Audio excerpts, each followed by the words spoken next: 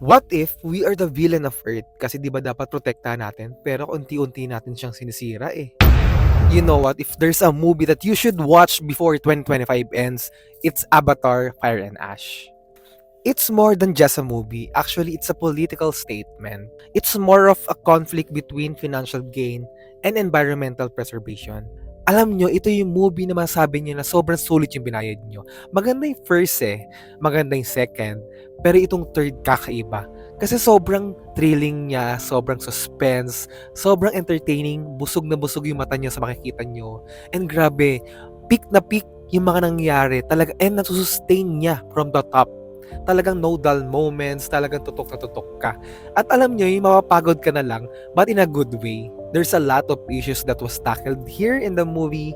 Like kay Kitty, there were lots of deepest secrets na ma-unfold in the story at malalaman nyo kung ano nga ba ang superpower niya.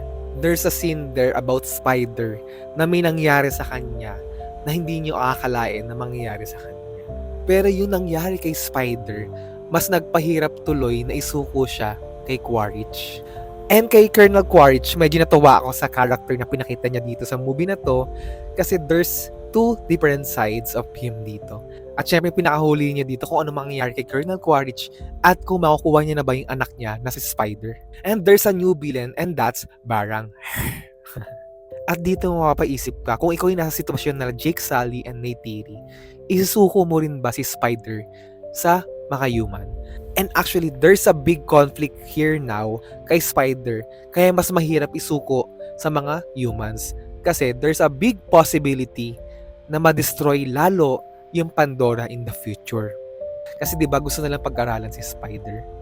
And this is a reminder that every species deserve to live their life to the fullest. Kaya we should protect nature rather than destroy it, diba?